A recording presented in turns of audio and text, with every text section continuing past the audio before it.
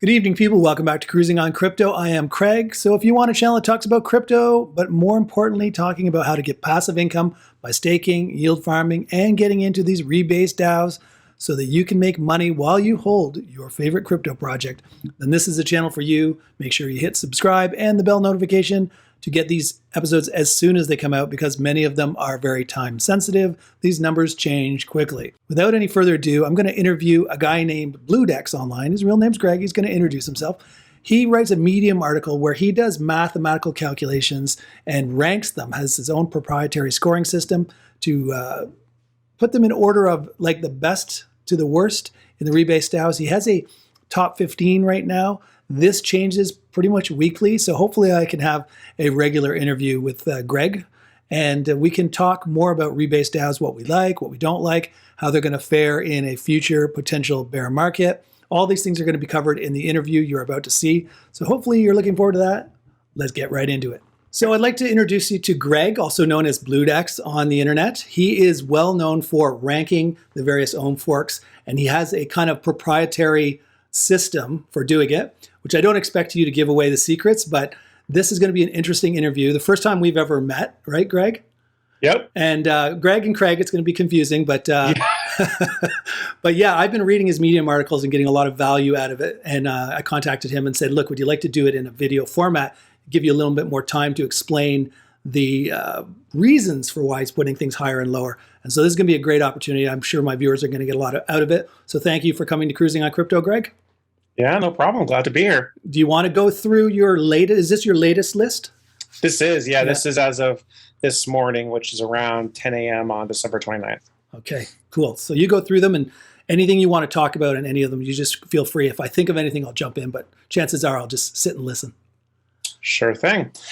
All right, so what I have here, and this has been something that I've been building over time. I started it in early December. You know, this whole ohm fork mania really kind of started taking off about 2 months ago or so, where we just saw so many of these things popping up. For the longest time, it was just Olympus DAO, and then Klima and Time, and then the floodgates were unleashed. And I just thought it was a very, very interesting space because, you know, crypto generally, like the fundamentals below it, aren't very, very deep, but with the advent of things like stable coins and the acceptance of like things like Bitcoin and Ethereum, like being commodities and such, I thought that these ohm forks or rebase tokens, or whatever you want to call them, treasury-backed rebase tokens, that these were really kind of derivative products, right? They're derivative products. You know, stable coins are assets, other crypto assets. Like they kind of work almost like, you know, you think about traditional mutual funds, right? Right. So I have a bit of a background with investing. You know, for 10 years or so, I've level 5 options clearance. I've read a bunch of books, Benjamin Graham, Peter Lynch, et cetera. And so there's so much I know about evaluating stocks, and I thought that there was enough data and enough math that you could probably apply a lot of those concepts to these rebase tokens. And I noticed that things were completely out of whack. And some of that could be either people just don't know how to value these things, which I think is a big part of it. There's also the fact that I am definitely still learning in this space too. But what I basically did is, you know, based on social media sentiment and some other things, tracking and discords and such, you know, I found a list of, you know, 15 Rebase tokens that I would say are kind of the top of my list. I'm sure there are some that I'm missing here that I really should be including that I haven't yet. So, by the way, you can definitely leave me recommendations on my Twitter, which is at GSG0127. So Golf Sam Golf 0127. I'm always eager to hear any information anybody has, any recommendations anybody has, and any feedback, and because I don't pretend to be perfect, and I've definitely had plenty of people. I've definitely learned from people commenting on Twitter and Medium and such, and so I really appreciate that. I definitely want this to be as unbiased as possible, as math-based as possible. You know, ethics and morals have the highest rating going into this. You know, just what's fair, right? Because there's so much fun, and there's so many people shilling and everything. I'm trying to just like look past that and like let's look at the fundamentals, let's look at the math and see how it shakes out. And then hopefully, I haven't been doing this very long, right? So hopefully, like a month or 2 months or 3 months, I can actually come back to these scores and see, okay, how did these things perform since then, and how right was I?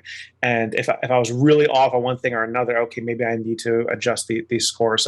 One reason I'm not displaying this formula is because I just adjusted today, actually. I started weighing risk a bit heavier into it, just because I think it's so important. Like, what good is value if there's still a high risk of like a rug pull or something like that?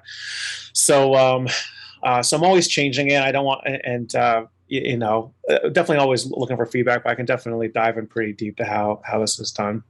Now, one thing I should say before we go on, this is for me and for you. So you see the Bludex score. It's kind of an aggregate score, but just remember, this is not financial advice from me or from you.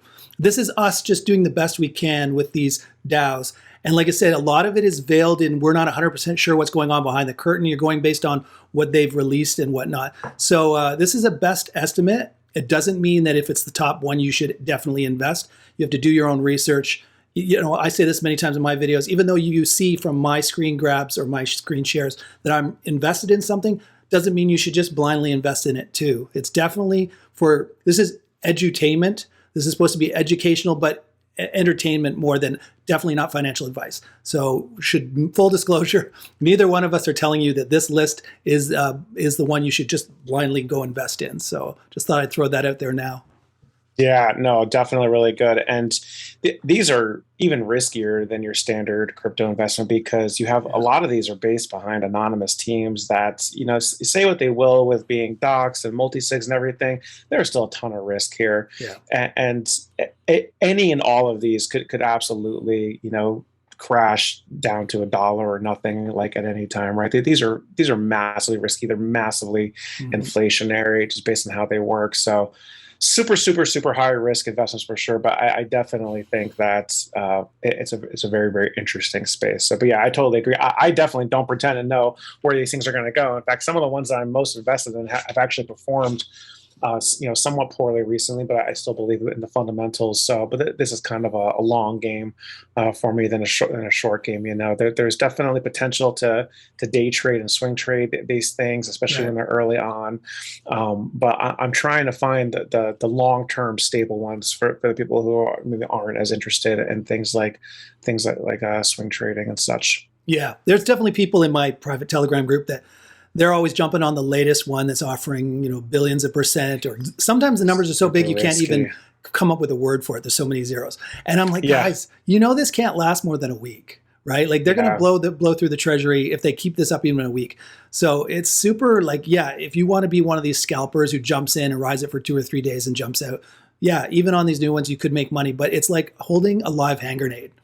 You know, how long can you hold it before you got to throw it away because it's going to blow up in your hand, right? So some of the ones are like more blue chip that I think you feel as well. There's some that can stand the test of time, but some of these ones, and we might talk about Jade later, that have a great story, seems like they've got a great idea and they've got a gamification of DeFi 2.0, and they're, a lot of good things were said, and then just wow, right? Like just collapsing in price every single day. So you kind of go, what the story is and what the reality ends up being, especially for the new ones, is kind of up in the air. We do the best we can to analyze them, and he does way more math than I do. But you often will think you're in a great project, and then the price often tells the truth. Over time, the price is the reality. What people might say this is worth $500 and it's at $20, and you're like, yeah, but the fair market value right now is $20. That's the reality, right? So. And it is a zero-sum game, right? Yeah. And if there's some person who's making thousands or tens of thousands or 100,000 or whatever, that means there's an equal amount of people losing that amount of money. Yeah. And that's an important thing to keep in mind. Right. You know, not everyone's going to get Lambos. Very, very few people are, and there will be people that will get wrecked along the way. And yes, those really, really projects that are early on, high APY, absolutely massively risky. I've actually never invested into one of those, unless their market cap to risk-free value, which we'll get into. Unless that ratio starts becoming really, really appealing, and then it becomes a very interesting play. But I'll get to that here.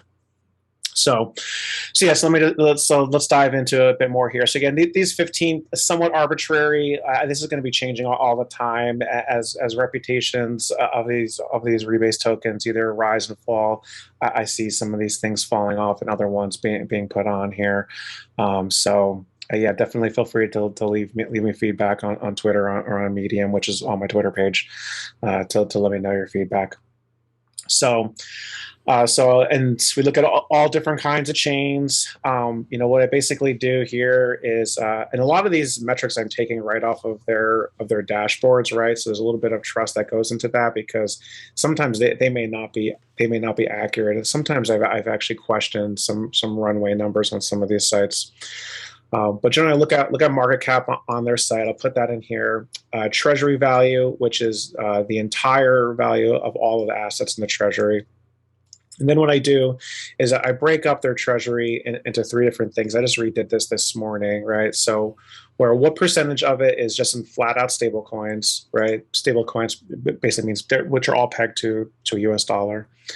And then what percentage is the protocol owned liquidity? I just changed this today, actually. It used to be where this was only 50% of the LP tokens. I actually made it now 100% of the LP tokens.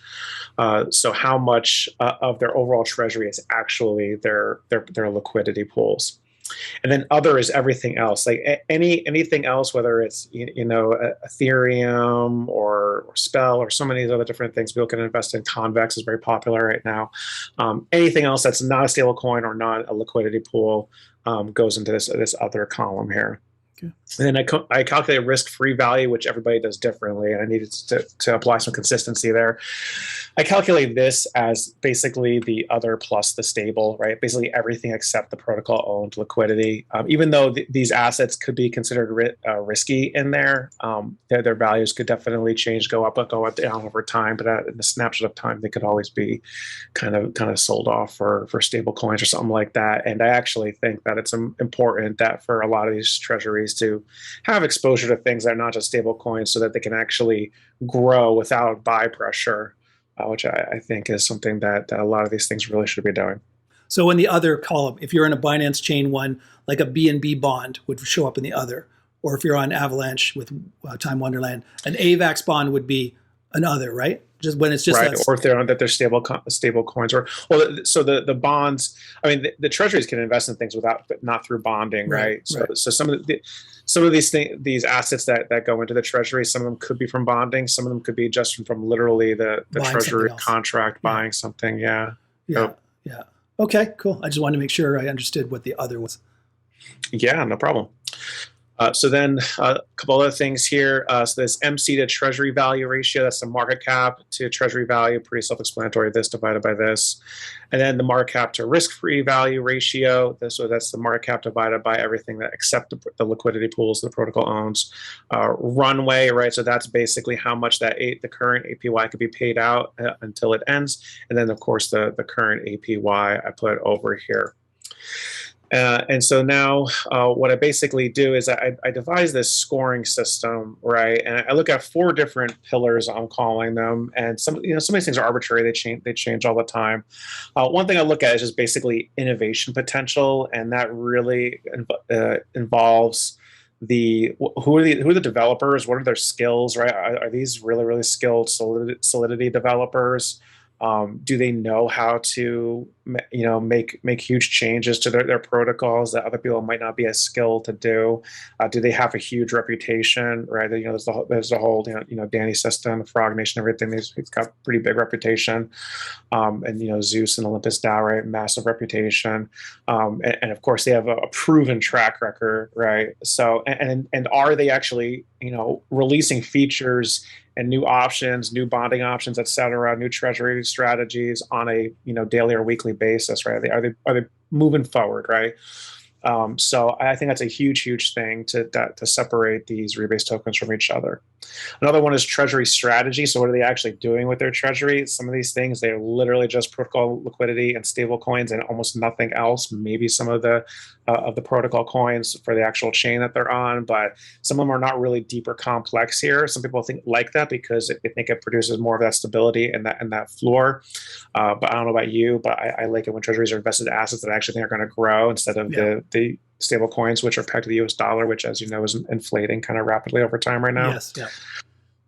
And then value is entirely driven. So you can actually see over here treasury strategy. I have some kind of guidelines here where, do they have growth mechanisms outside bonding, right? Very, very few of these rebase tokens have ways to build up their treasury outside the bonding or minting process. And I think that these cross, some of these tokens actually have relationships with like AMM dexes outside, and actually some of those AMM protocol fees like go into the treasury of these, which gives it another growing mechanism besides just buying it off a dex. I think that's a massive growth opportunity, a good treasury strategy. I actually reduce some points when people actually are still allowing bonding. Like, bonding is definitely an inflationary thing, and when it's trading below its risk-free value, you can almost say it does more harm than good. So I don't like to see them do that too much, because they're kind of and it's already very, very inflationary, and they're going to make it even more inflationary if these protocols are allowing bonding at that valuation level. And of course, what I already mentioned, how much are they actually investing into non-liquidity assets that have the potential to grow. So the next thing I look at is value. And as of right now, that is 100% derived in a scaling feature with this, right? Based on this market cap to risk-free value ratio. I do want to adjust this a little bit one day, because all of these tokens, almost all of them are backed by one stable coin.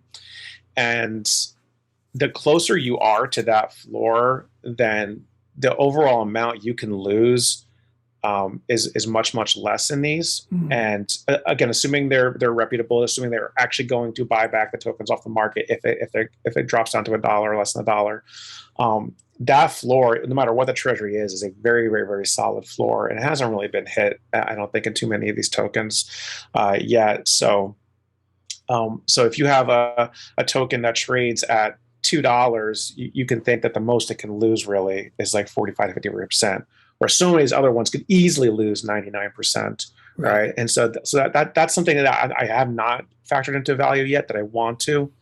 But overall, I'm right now just basing it on the overall risk-free value of the treasury.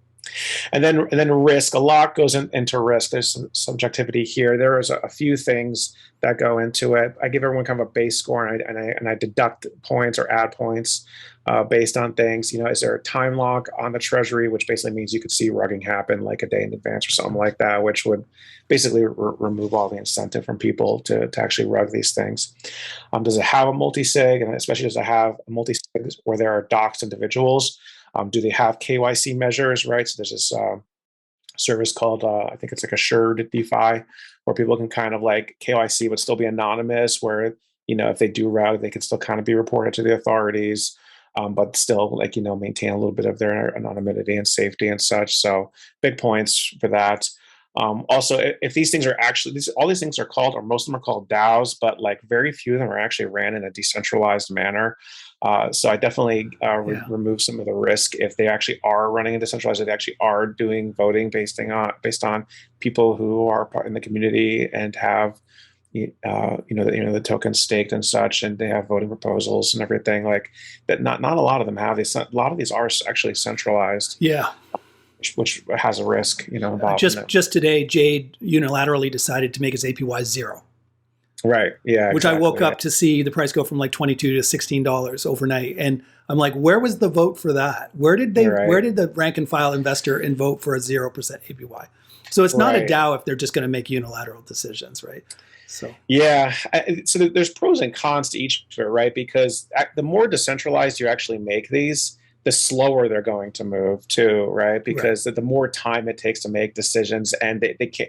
Sometimes you have to react to market conditions very quickly. So that's actually an advantage that you have by being centralized. So I'm not saying one way is better than the other. I can absolutely see advantages to some of these things being centralized if the people who are actually behind the project are very, very ethical, knowledgeable, and such. But I do think risk is removed if they are being ran in a very decentralized manner. But if the people who are running it, if it is centralized and they're doing a really, really good job, and it stands the test of time, then I would say that that is less risky. So, but that again, there's subjectivity that goes into almost all of this. Right. So, but arguably, like days in existence is a huge one. Like generally, things if something's going to rug, it's going to generally happen early on. Of course, it could happen at any time, but I would definitely say like be careful of any pre-sales and whitelists and all that stuff. Like that is so dangerous. I avoid all of that. And yeah, it seems like there's high potential to get, tokens at a massive discount, these pre-sales and whitelist activities and stuff like that. But that's super, super dangerous. Yeah. And when these things launch in their early first few days, like that's generally the most volatile time. And, yeah, be careful if you're looking at the brand new token. I have a couple of friends in my group that they did, they were jumping on every new DAO that came along, especially when they hadn't even, and they would do a couple of I call it dance like a circus bear to get on a whitelist, and then they get on a whitelist, they put up their $40 per coin, so they put in whatever $1,000, thinking this thing's going to instantly start day one at $200 or $500, whatever it ends up starting at. And they rugged on them before they even opened twice. Yeah. So you kind of go, yeah, when it seems too good to be true, especially if they're easily giving away whitelist spots by you just following them on Twitter and doing whatever. And then you get in, and then they're taking the money from you now before it's even opened. I mean, yeah. You know what I mean? So this can happen. And like you said, it usually happens in the first very short period of time, either pre-launch or just soon after post-launch. If something's been like, I don't think either one of us have any fear of like Time Wonderland being a rug or anything like that, because they've proven they're well run and it's been going for months and months and months. So I mean, that's not going to be a rug in my opinion. But one of these ones that shows up last week and that's paying out 10 billion%, I think some of that's marketing to get people to jump in, and then they just gone, right? So unfortunate. I agree. Yeah. So I was actually very even hesitant to include redacted on here so early, because they've only been around like a week right now, but they've clearly got a pretty large following, and they seem to be pretty legit already even. So, and their market cap is so massive. So it's interesting to follow that one. So that's a new one. Yeah. I was going to say, I hadn't seen that name before today. Yeah. Yeah. Oh yeah, they're very, very interesting. I would definitely look into them. It's kind of, at least on my Twitter feed, it's somewhat gone viral in the past few days from crypto personalities that I believe are in the know. So good. Interesting one to look at. Do you want to go through the list, or do you? Sure. Yeah. Do you want to talk about each one a little bit, or do you want to just highlight a few that you like the best? Or I guess the best would be the top of the list, but. Right. So again, there's subjectivity that goes into all of these, but so I can go from the top to bottom here, and how at least how I'm doing the formula. And again, it changes all the time. It actually did change a little bit today. So go into that. So the first one I have on here is Squid DAO, which, as soon as people hear Squid, like there was a very, very famous rug pull, of course, the Squid game token on a Binance happened a couple of months ago, which is kind of a marketing thing that this one has going against it, because people hear Squid and they just immediately assume that it was the rug pull thing, and then they don't look any further at it. But there actually is a Squid DAO that is very, very legit, that's out there, that has a really, really good relationship with Olympus DAO, and is one I've been following since very, very early on. And this one came out to the top on everything, mainly because this is, I think, one of the only ones on here that actually has treasury growth outside of the minting/bonding process, which is they have these NFT sales that occur every day, and it's like, I mean, really? $10,000 plus, like every single day. That's like free. That's non-inflationary growth that goes into the treasury, which is super, super interesting. And that the fact that they've been around for a couple months now, and they still have a lot of following. These NFTs are still going for quite a big amount. And the NFTs also have some utility. They have some like voting right utility that comes with them too. Overall, super interesting project, right? They have no stablecoin exposure. This is also backed by one ETH, where I think everything else in this list is backed by one stablecoin, right? That's another thing, is that when these tokens are being minted, they're being minted at whatever Ethereum is worth at the time, and one ETH each instead of $1 each. So actually removes some of the inflation from it. So that's very, very interesting. And there's also its value is really good, right? It's basically right. Its market cap to treasury value is basically even right now, and that's still at a really good risk-free value. And they're what they actually invest the treasury into. They do convex. They do mostly Ethereum. They have, again, no stable coin exposure, and they have a lot of unique features. They have the vested tokens where they make a little bit more if you lock them up for a year or however long. And overall, just a really, really, really fascinating project. They had a big thing that they had with Olympus DAO recently, and I'm definitely following this one very closely. Again, the only thing I think it has going against it is just that name, right? People associating it to a rug pull that happened. And it's also on Ethereum, which generally people. That's my thing. If people are like don't have a whole lot to invest, they don't have like a few $100s to invest or something like that, you can't do anything on Ethereum. Okay.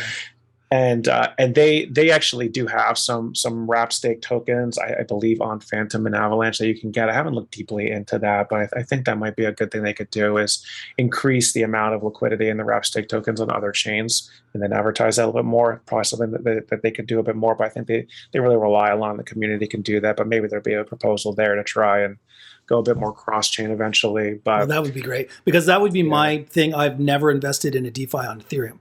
Just because, especially if you're bonding and you're trying to claim your claimable portion of your bond every 8 hours, if you're getting hit with a $60 gas fee every time you're claiming, you'd have to have a lot of money invested to justify that level of gas fee. So that's why when I see Ethereum, I'm like, it might be the greatest thing in the world, but I'll wait till it goes cross-chain.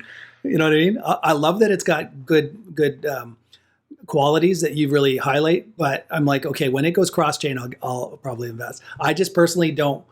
Maybe it's because I don't have enough money invested in these projects, but I can't justify the gas fees for the bonds, especially. Now, once you get in, I love the auto compound about DAOs, where they just auto compound for you. So if you were just going to buy the coin and stake it, then the gas fees are not a big deal, right? So that's a good thing. Exactly. Generally, because you figure you have to have a transaction just to buy it on Sushi Swap. So that's an approval you got to do. Then you got to buy it. Then you got to stake it every single time at the gas fee, right? So to get in, you're again, of course, it depends on how busy the network is and what the cost of Ethereum is, but you can't get in without basically burning a couple $100s to gas fees.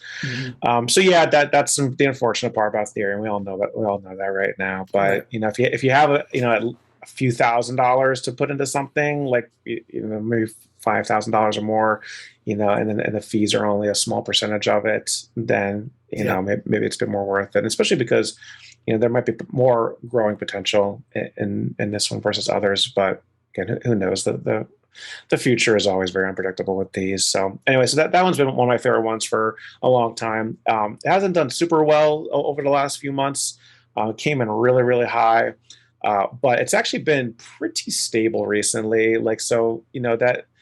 That APY has been stable. It's been paying out. There's been somewhat of a decent floor on the price over the last week or two. It hasn't been nearly as volatile as a lot of these other ones. So to me, if any of these things are, crap season tokens, right, that is a win, because that means you're just getting that APY. All of these, you should always expect these to go down over any amount of time because of the high inflation on them. And so when something's actually staying kind of somewhat stable, then that's a good thing. Yeah. So next one, of course, everyone knows about, Wonderland, Time Wonderland, whatever you want to call it. They have a pretty massive treasury. They just their market cap just dipped back below Olympus DAO recently, but you cannot deny the ecosystem that they have there with Spell and Ice and Magic Internet Money, and now what they're doing with Sushi Swap, which I'm not sure if you know about. That ecosystem, that cross, how they're kind of trying to do domination of cross-chain DeFi, and it's kind of working so far. So their valuation is super high right now. Right now, their market value is 7.5 times their risk-free value. Now, their protocol-owned liquidity is massive. They have $500 million in liquidity, which also makes it very stable, right? It makes it very hard to actually crash this price very easily without selling a whole ton at a time. So it's nice that there's a lot of stability in the liquidity pool, but it is trading at quite a premium. And I don't know what the fair value is. It's so hard because that there's so much of a following here, and as more and more people get into crypto and DeFi, Like this is going to be one that people are drawn to, Right. versus a lot of others. But at the same time, it can be volatile because its valuation in respect to its treasury is pretty intense. So that there's risk in that goes into it. But again, you'll probably see more buying pressure for this one than almost anything else on the list, which will help it. Yeah, it's one I invested in, and mostly because it's not the highest APY, and like you said, its market cap to treasury value and risk-free value are a little on the high end. So I didn't load the boat up, but I wanted to make sure I had some in there. Like you said, there's quite the following, the Frog Nation and all that. So I think this is one of those ones that I think would stand the test of time. It can make it right through the bear market if we have one coming and come out the other side. I can't say that for all of these other DAOs, right? So. Yep, I agree. Yeah, I think I have more of this one than anything else. So yeah, it's very, very interesting play. But again, it does the valuation metric does scare me a lot. Yeah. But they have huge runway. It's still really got good APY, lots of new interest every day. So I think it's still an interesting play. The next one's one I haven't gotten into yet, but I'm excited to hear you talk about it. Yeah. So I haven't followed this one real closely for a while, but like I keep diving into it and I keep liking it more and more. So it's actually tied with Olympus DAO based on it, right? So these are kind of equal here. Right. So it's one called Fantom. So it's like it originally launched on Fantom, and of course they have that little Ohm name in there too. And it's really, really interesting. Very, very low, very small project, right? Only 13 million market cap.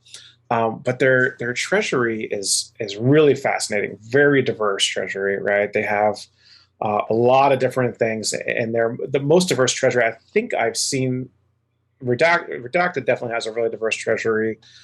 Squid has a decent diverse one as well. When I say diverse, I mean things other than stable coins and protocol and liquidity.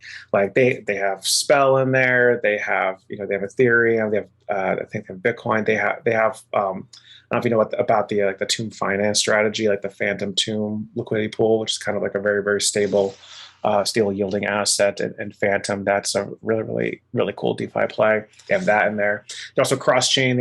So they're on Fantom and Moon River, right? And they went cross chain, I think, before Olympus and Wonderland did.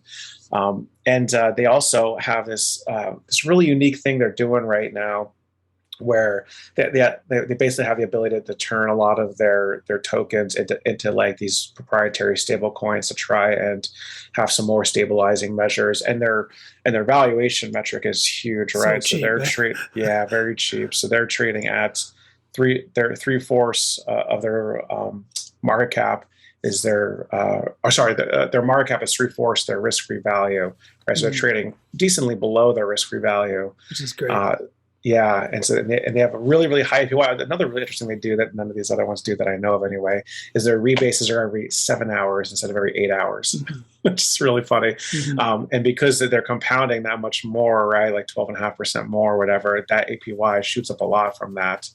So very, very unique strategy. I actually just added more today to them. I think they're. I don't really know anything about the team that much. I've done a little. I've dug on their Twitter and their Discord, and and they're very, very like their Twitter, like they're very positive, right? So many of these projects, they're like they try to like FUD everything else and show themselves exceptionally, and they have a very, very friendly and like we're all in it together type attitude on Twitter. So so very positive vibes from them, and. Again, I've never talked to like their devs or anything, but just from all the analysis I've done on them, they just seem like a really, really solid project at a really good value right now. Next one, of course, is Olympus DAO, which it's hard to deny the OG in the bunch here, and of course, if anyone who got into rather early on, like they're sitting pretty right now, and of course they're still innovating all the time. Their valuation is pretty extreme. Yeah. So actually, so I don't have a lot of them, but I mean, like, again, they're so stable. There's still always going to be a lot of buying pressure. They do have a lot of cross chain going on for them now. And so many of these other projects, like they pay their respects to Olympus DAO by putting like Geom in their, which is like a governance staked, wrap staked version of Ohm in their treasuries. So I think that's like really kind of cool for other projects to do. Like, look, we know we're forking off of you, we're ripping off Yeah. your code and everything. Yeah. So we'll make sure you're a little stable too. So I think that's kind of cool. All the marketing information on most of these other DAOs, at some point right in their Medium page, it'll say, we're an Ohm fork. Yeah, they don't exactly. they don't even hide the fact. No, we're really just doing exactly what Ohm did, but trying to do it a slightly different way, but we're generally taking their idea and copying it. So it's a lot of free marketing for Olympus, right? Because they're always being referred to as an Ohm fork, which is their coin. So yeah. Right, exactly. Yeah. And so, but I mean, it should be flattering to them, right? Because clearly it's working, right? I mean, no one tried to do this for many months while they were in existence. And after a certain amount of time, it's like, okay, this thing's still gonna be working. And I still don't think even like what they've been around for 281 days, right? So they're coming up on a year that they've been around, or 9 months or something like that. And like, we still don't know how this experiment kind of ends or how it turns out, right? Because we still have not seen a lot of these, go to their floor and bounce off a bit or anything like that. Like go to like $1, come close and stay and stabilize, right? I mean, Olympus has done it. It's still been volatile over time for sure, but we still don't know totally how this whole thing's going to play out. We've never seen a project use up its entire runway, right? Where minting bonding stops and the runway runs out, and what is it trading at? How is it doing? Like, we haven't seen that happen. But overall, it's hard to deny that, it can work, right?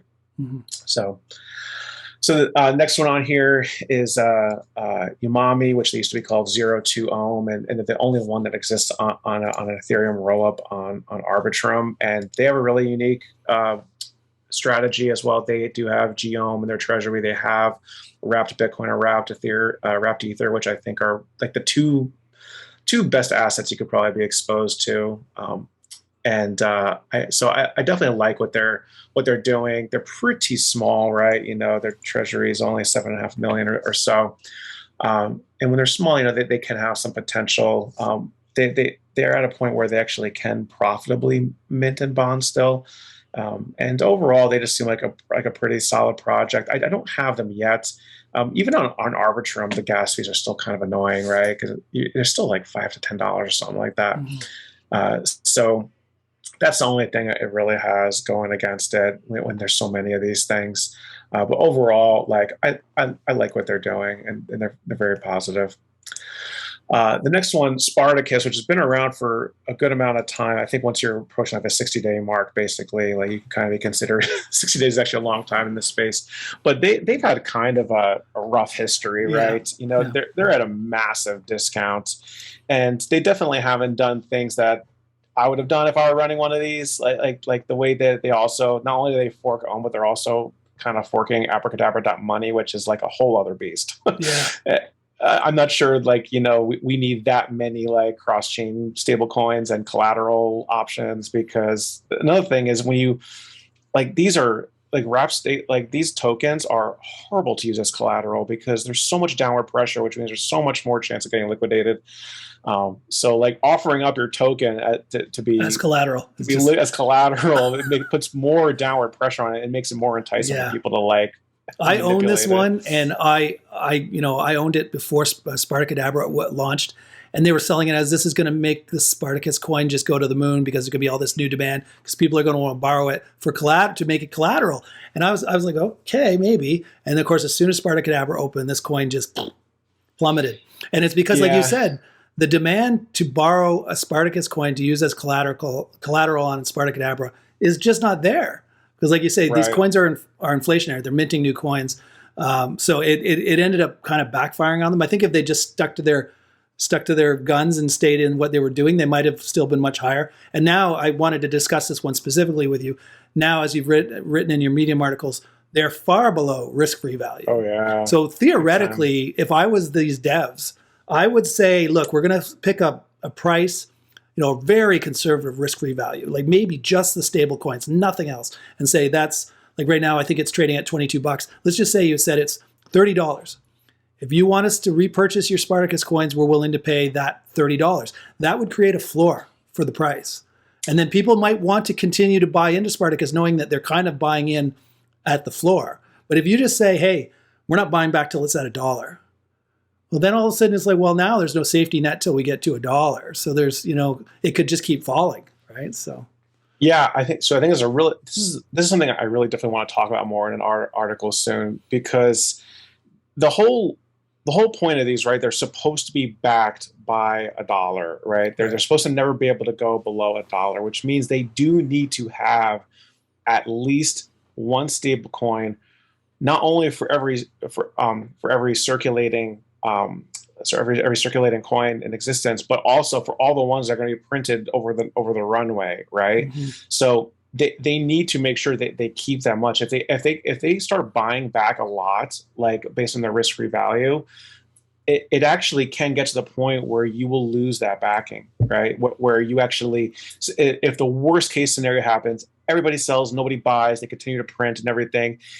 If they buy too many coins, way above $1, their actual backing, then it could get to the point where they will not have enough to buy them back for $1 each, which goes against the entire point of this. And I think it's a really dangerous thing that I see a lot of these own forks doing, a lot of these Rebase tokens doing, where they're dropping way below their risk-free value, they start buying up a lot. But if you start doing the math, if they do it too much, they won't be able to buy them. They won't be able to guarantee that they can buy them back based on the backing, based on how that they're minted, / bonded, which throws the whole model out the window. So the thing that they've done though is they stopped minting, they stopped selling bonds. None of their bonds are discounted. They lowered their APY to 600%. I'm just saying now there's kind of like for new people that haven't invested already. I'm just saying, what's the incentive to get in when you look at all the other DAOs paying at least in the 50,000 range, and this is paying 600. And you look at the chart and it's ugly. It's just a ski slope down.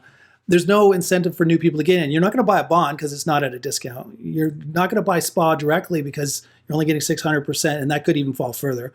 I'm just saying if they created a line in the sand and said, look, we won't let it go below this, that would give new people some confidence to get in, knowing. And I'm saying, I wouldn't say at their true risk-free value. I'm saying even below that, like a discounted risk-free value. Say, look, if you really want to leave, you can leave at $25. It's at 22 now. At least everybody knows, okay, if I want to leave, I can get 25. The new price would, as of that moment, would be 25. Because as soon as a few people even take that offer, the transaction on the blockchain is at $25. So that's the new price. So everybody else's coin just went up by $3. Plus you feel a little bit secure that it shouldn't fall below that. You know what I mean? And then new money should come in, and maybe they can then start selling bonds again. And also you'd have to marry that up with a good story. What are we doing with our treasury that's going to impact us with a lot of future growth? You can't just stay in stable coins. You can't stay in stable coins making 10% on Curve Finance or whatever. You've got to have something that you can show the new investors that there's a growth plan there, a roadmap of high growth. But if you just say nothing, I'm just worried this thing could fall all the way to $1. Right. So, but the funny thing is that so even if it does fall to $1, it's close enough to it now, and based on the runway it has, like it could fall to $1 now, go through its entire runway. You could buy it right now. I think it's at like $21 or $22 right now. You could buy it now, even at the low APY, let it go through its whole runway, which I think is like 2 years of this, which is a lot. 700 and something days now. Yeah. Yeah. So. But even if you did that, you would make money on it, right? You would definitely make money on it, and that's when I do that equation. I don't have that up readily available right now, but there is an equation you can apply to these things based on that $1 like hard floor, where these things can still be profitable, and this one it is still profitable based on that math, right? And there's also the fact that they actually have had some AMAs recently where they've kind of addressed a lot of some of the FUD and issues. That I give the main head dev there a lot of credit because he has real thick skin. Yeah. Yeah. I mean, exactly. I don't totally agree with everything they've been done, but I think at the value it's at, I don't have the feeling that, of course, all this could be a rug pull. I really don't think this one's going to rug. And since it's trading so far below, I don't want to be sitting on the sidelines when they eventually do have the action, right? Like something like what you're recommending, right? Like that might be a potential option one day to try and make a floor at some ratio, like around whether it's 0.5 or 0.6 or 0.7 or whatever. and because once you like offer that you're going to actually do that buyback, then it's just going to be arbitrage and it probably won't hit that level, right? But you got to play out the game theory, right? Because then you got to think about the worst case scenario where, say, everyone wants to do that, everyone cashes out, and there's kind of a run on the bank there. Can the actual treasury do it all? I think it probably could. So you're right. I think we need to see more proposals like that, more, and even the kind of smart contract enabled things like that, so that it really does cement a floor. Things should not be trading at this 0.5 risk-free value. That is just. You know, you could double if they were to like close up shop and airdrop the tokens overnight. You would double your money, which a DAO just did today. Actually, Giza DAO. Yeah. So they actually did it. Like they went. Good for them. Through complete. I tell you, very honorable of them, and I really love that because, you know, they've set an example for all these other DAOs, and if there's some way to create some proposals so that option is always in the back pocket, that should also help cement a floor on a lot of these things. So. Yeah, the main reason. The thing I noticed with your risk-free value on Spartacus is, let's say you say it's 55 million. Now I know you're not saying that's not just stable coins, if I'm not mistaken, right? There's a few other things there, but it's almost entirely. Yeah, it's 15% like Fantom. Oh, okay, so it's almost entirely stables. Okay, so what I was saying is, even if they took a price that would max pay out 25 million, whatever price that would be. What I'm saying is that even if everybody took it up except for the developers, the only ones still holding the Spartacus coins are the developers. They would still walk away with the remaining half of the risk-free value. So that's what I'm saying. In my mind, at least, the math still works. You don't have to be a Giza and close shop and pay people out. You could say, no, we're staying open. We're going to give you a really kind of conservative, this is what we could still pay out and still keep running. And anybody who wants to leave, feel free. But the remainder of the people, then their slice of the pie would get bigger because all those coins would be bought back and burned by the protocol, right? Right. But with the example of Giza or whatever they are, like the thing there is that runway freezes, right? So all those tokens that were put into the runway schedule are gone, are basically burned, right? So the runway drops. So that's what that doesn't take into account, right? Because again, you have to do the math and the game theory here. I don't know. I haven't done it real deeply, but if you buy too many of the tokens above the backing price of $1, you could potentially risk the protocol kind of being insolvent and falling below $1 one day, which is not what they're meant to do. But you know, these things also they make 0.3% on the LP fees, and that's something I think they could do whatever they want with, right? So like if they do buybacks like whatever price, like that's something that the protocol doesn't think about when the things are minted. Like that would be a fair thing to do. They could do whatever they want with that, or the way the assets grow, right? So actually the Fantom token itself has gone on quite a bit of a run recently. Mm-hmm. So, you know, maybe there is something to do there where if they can say, if, you know, the price of Fantom hits certain metrics, they start selling some, buying some back, like that would work too. Yeah, just something. So, yeah. But yeah, so I just figure based on time, I don't know if you want to go through all these still. Or well, they just highlight of the bottom half. Some of these like Rome, I think you've mentioned your medium. It's just a little bit expensively priced, so we can probably just at Cole's notes, a couple of words on each one, maybe. And sure. The only one I thought we should discuss. We talked about it off camera. Is Jade is still on your list? Is that planning to stay on your list based on recent events? Yeah, it depends on what they do over the next couple of days here, okay. Right? I'm thinking based on, like you said, recent events and where the price action has gone, where the FUD is, and you know the 0% people. I don't know. I'm going to give it a lot of people really encouraged me to put this one on there, so I'll see it through a few more days, and depending on what happens there. Then I'll probably take it off. So if I do take it off, I'm definitely looking forward to any recommendations people have to backfill it. There's a few I've already taken off that we're still fine tokens, I thought. Yeah. Like Exodia, Otter Clam Finance. And, I've been trying to get Fortress. You to put Templar. Look at Templar. For me. Yeah, I have to look at them more. Yeah, they're just so unusual. Like their interface is so different than anything else. Their documentation, everything like that. I just have to dig in deeper there. It's my biggest bag. That's why I'm doing it for personal reasons. That's why I want you to add it to the list. But I mean, the way that they came into existence was super unique, right? The whole gamification and how I thought that was really, really cool. I watched all from the sidelines and thought they were doing something really unique with it. But you're right. I have to dig deeper into that one. So I'll give you because this is the first time we've really had a long conversation, a little behind the scenes on both of those projects. So Jade, I talked to the marketing guy, and he pretty much says it's all going to plan, even though it went down to $16. And this is actually on their Twitter and actually on their thing. They're actually actively allowing their community to FUD their own project. Which I'm like, they're saying, go for it. We're not going to ban you. You can come on to Telegram. You can come on to whatever you want to do. Just FUD the crap out of the project. Which I'm like, what? And the only thing I'm thinking of is they want the price to go as low as possible. Then maybe they're going to, or authorize a buyback and burn. There's also a Medium article coming out on the 31st, allegedly, that supposedly has some good news. So I don't know what the devs are thinking, but that's why, to me, just personally, I used to own Jade. I don't anymore. That kind of playing with the price on purpose, pushing it down on purpose, just to me that seems a little scammy to me. Yeah, it's not very ethical. Yeah. No. Yeah. So that's why I was asking you off camera, are you going to keep Jade on there knowing what they're doing? They're deliberately fudding their own project.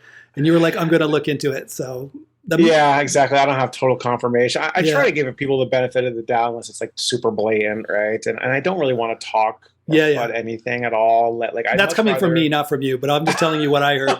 So yeah, I'd much rather highlight the positives in project than talk about the negatives and ones I don't like. I don't want to. I feel bad. I don't want to. I just couldn't figure out what the point was of saying go for it, flood our own project to their own community. I'm like, I don't understand that. And so on that note, right, and this whole concept of FUDing, right, there is absolutely a manipulation in these things, right? There's two things, right? Either there's an example like you said, or where there are people who like a project and want more of a project and they want it at a better price right before some big news happens or something like that, right? That's another fortunate thing is insider trading on this type of stuff is there's no regulations against it, right? So which is again really unfortunate, and if I had total proof that someone was being really really unethical with these things, I probably and knew about it, I probably wouldn't list them here.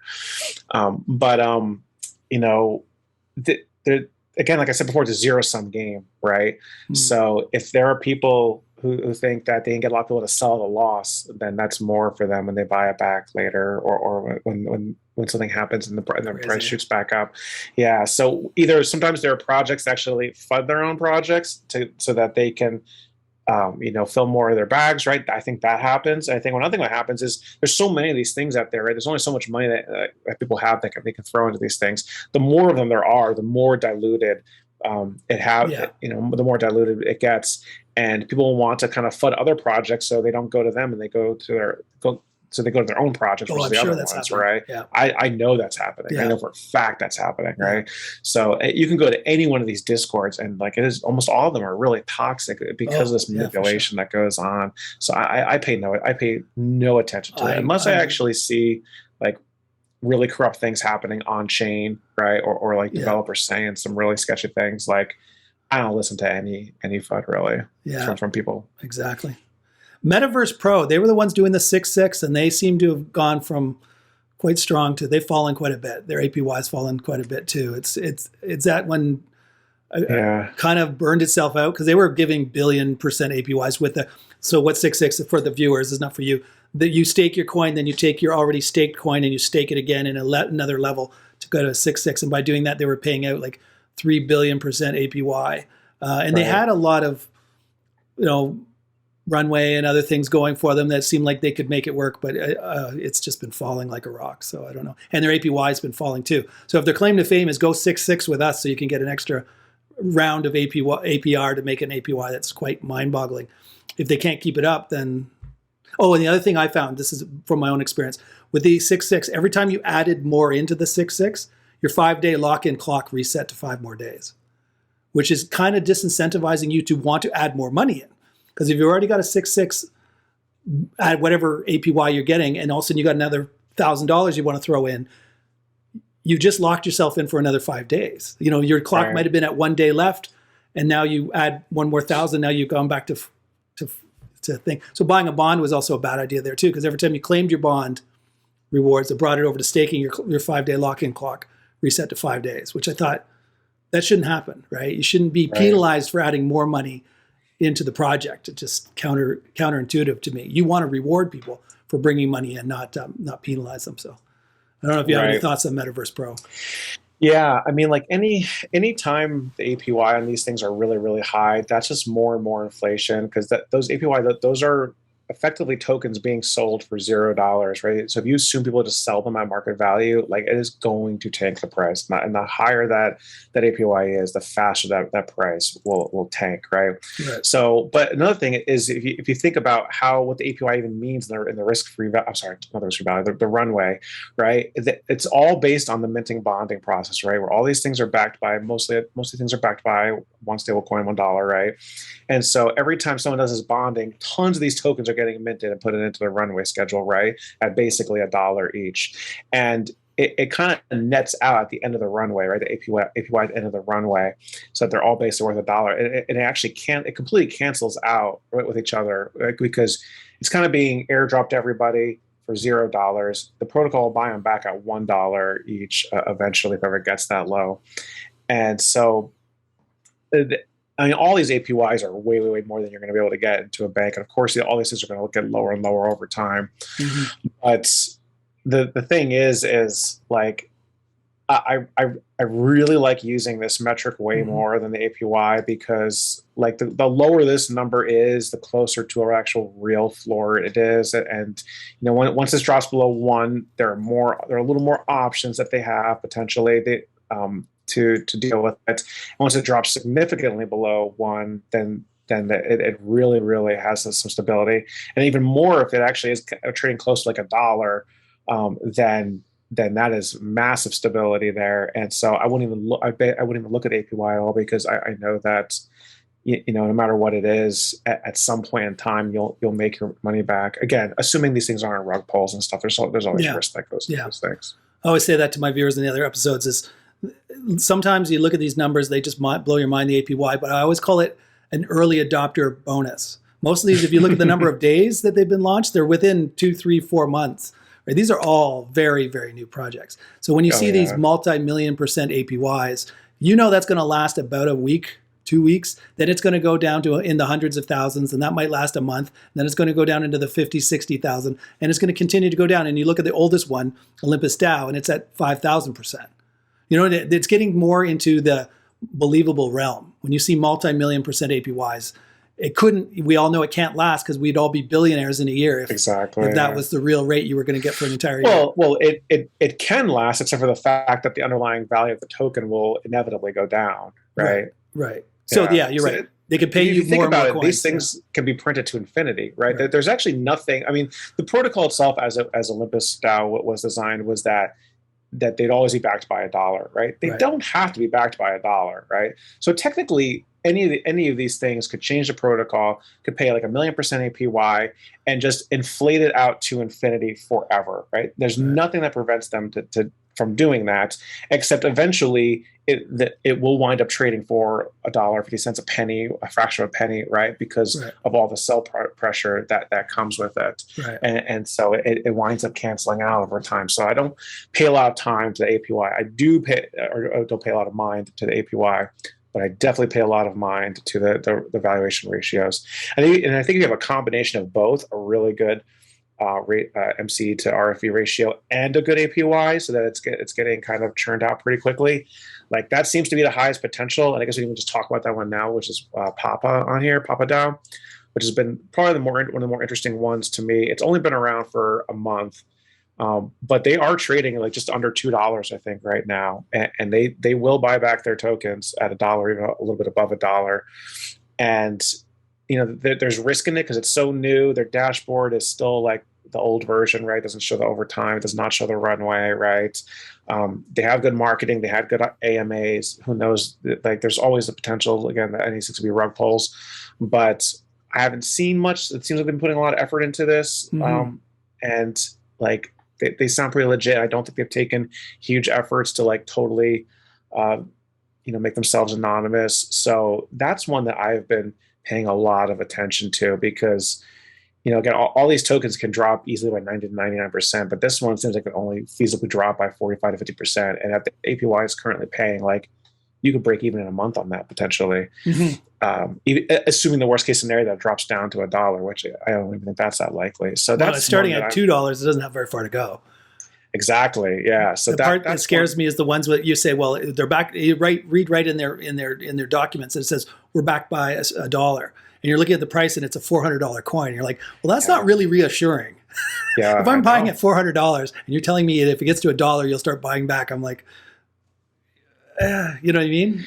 Yeah, I agree. I think those ones that they're trading way above it. Again, they really should be trading closer to their treasury value than that actual dollar, right? Right. Because if you think about like how a normal like mutual fund or stock or like price to book value of an investment would be, like they really should. Again, there's going to be risk in these things, right? So the ratio probably shouldn't be 1.0, right? For an average token that's not doing a whole lot and just like not really innovating a lot. But still has an APY and a treasury, like probably something like 0.8 or something might actually be a fair value. And you give that 20% for that the risk that it has that they might not distribute tokens if they close up shop or they. Are you talking 0.8 of the risk-free value of the coins, or okay. Market cap to risk-free value ratio, right? Yeah. So that might actually be like a somewhat fair value for like if you were 100% confident, which you can never be, 100% confident these things aren't going to rug and they are going to ethically distribute the treasury if they were to get some kind of DAO vote to close, like what happened with Giza today, then probably something like around that 0.8 area probably would be a fair value for those. Kind of a safety net at that point, right? Like you feel like that's I'm like kind of I'm throwing that number out there again. Like we see a lot of these right now at 0.5, but we know there's risk in those, right? Yeah. What you mentioned with Jade, there's risk there. We talked about Spartacus already. There's some risk there. So that's why those are trading at those super low ratios. That the fact that they're trading at those ratios means a lot of people sold at a loss, right? Right. They wouldn't get to those ratios if it wasn't for that fact. So that the concept of capitulation, right? So like a lot of these things might be near that time where all the sellers are done selling and it could only go up from the people who are really loyal. You don't know when or where that's going to be, or if it'll even happen. But I've got a big picture question for you, Greg. Sure, yeah. How do you think these things will hold up during a bear market? When the average coin's going down 70, 80%, do you think there's like, other than, if you want to name a few, fine, but if not, do you think these things can stand the selling pressure that comes with a bear market?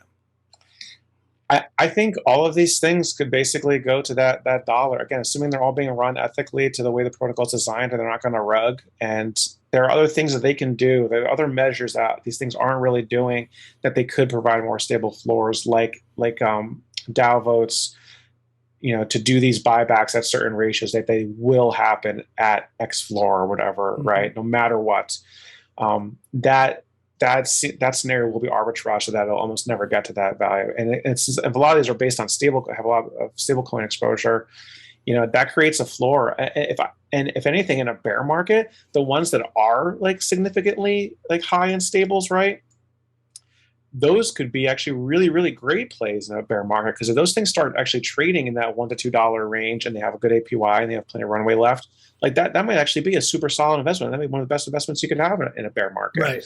So I don't know. It's tough to say. I definitely think that, we've already seen that these things can and do drop to like, around that 0.5 ratio of market cap to risk-free value in a bear market. That it probably could go lower than that. But if more and more examples are set that these are run in a decentralized manner, that they will airdrop tokens and close up on a DAO vote, stuff like that, or they will buy back at certain areas, then I think that does help cement floors on these things. And I actually think a lot of these could actually be really good plays in a bear market. Right. But I think the ones that have really, really crazy high valuations, right, in a bear market, those are the real scary ones for sure. Yeah.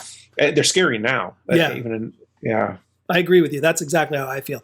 You wouldn't want to buy one of these ones that's trading at 12 times risk-free value now and hold through a bear market, because you're probably going to lose a lot of money. They'll stay in, like, I don't think Olympus DAO, which is the highest market cap to risk-free value, is going to go under. But I think if you're buying in at these crazy high prices and the thing's got a floor of $1, you got a long way to fall. So that's why I'm like, yes, I think they will survive. And yes, if you can get them cheap enough and you've got a good team that's running it, that's got grand plans to go forward, so it's not a rug. That's usually the good sign that it's not a rug. When they've got a lot of Medium articles talking about, we're already partnering with this thing, we're going to invest in this area, you can tell that they're working. They're not just sitting at home with their feet up watching TV and waiting to rug, right? So I think they will go through the bear market, not all of them, some of them. And if you can buy in cheap enough to the risk-free value, you've got a little bit of psychological floor, maybe not an actual physical floor. And then, like you say, if you can keep stacking through the bear market and come back out on the next bull market, you should do fine. It's all about staying staked longer and getting in at a really good risk-free market cap to risk-free value. I agree completely. Yeah, exactly. Yeah. And it gets all these factors I talked about, like, are the devs shipping? Are they trustworthy? Are they creating value? Are they doing interesting things with the treasuries? Are they KYCing or not? There's a lot of things these dev teams can do to really prove that they're in it for the long run, and these could wind up being potentially really good investments long term. But I mean, it's still so early, right? I mean, look at all these things. All of them only been around for about 2 months, right? You have Wonderland, which is coming up on 4 months. Olympus DAO is around 9 months or so. Yeah. Almost everything else in this list is around 2 months or less. Yeah. That's not a lot of time in existence. Yeah. So cool. Well, thank you, Greg. Why don't you give them one more time, I'll put it in the video description too, your links to how to get a hold of you. Yep. Yeah. So I do everything right now just mainly through Twitter and Medium, and maybe one day I'll do stuff on YouTube. I don't know. I'm doing as much as I can. People think I'm providing value and it's useful, and I love talking about this stuff, and maybe I'll expand eventually, but just mainly on Twitter more than anything right now. And that's at GSG0127. So you can follow me there. Cool. Leave me comments and messages and anything, and definitely happy to hear people's feedback. And again, there's so much movement in this thing. I cannot keep track of it all. Like, I'm constantly going through Discords and Twitter feeds and everything, and I can't keep up with it all. So I do rely on the community to bring things to my attention from time to time as well, because it's very easy to miss things in this very fast-moving environment. Excellent. Well, you're also always welcome to come back and do another one of these on my channel. Yeah. I really get a lot of value out of reading your Medium article, but like you say, you keep the summary of each one very short, and I often go, I'd love to pick his brain about what he thinks about this or that, the other thing. So this is a good medium for that sort of thing too. So definitely check out his Twitter and his Medium.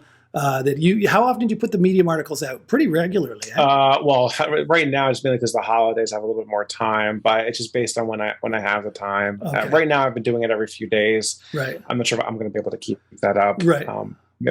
I should definitely be able to do it at least weekly. Right. I'm kind of more doing it 2 to 3 times a week right now, but we'll see. And I also do want to actually expand that, because I do a lot more than this. There's other DeFi things that I do that I'm analyzing, as well as a lot of like kind of metaverse NFT gaming type things too. Excellent. Yeah. So that I do want to start producing more articles in those areas as well. Because again, you can apply math to anything, right? And there are people that I don't think are doing it and appreciate the education, and I have fun talking about it. So that's great. Well, if you don't have time to do a YouTube, if you don't have time to do a YouTube channel, you can always come on here. Yeah, exactly. Yeah, no, maybe we can figure it out. So maybe like, once a month or every month or something like that, we can talk about the state of things. And sounds great. And just go back and forth. That'd be fun. All right, Greg. Well, thanks for your time. It was very valuable. Yeah, thank you. Bye-bye. Take it easy. So there you go. Hopefully you enjoyed that interview with Bludex. I know I did. Hopefully we can do this maybe weekly, or if not monthly at the very least, and get an update on what he thinks is going on in the DAO world, the Ohm Fork world. And I enjoyed it. Hopefully you did. If so, show the channel some love by giving it a thumbs up. Subscribe if you haven't already. Hit the bell notifications so don't miss any of the episodes when they first come out. Very important. And until next time, this is Craig wishing you happiness, health, and wealth in that order. Ciao for now.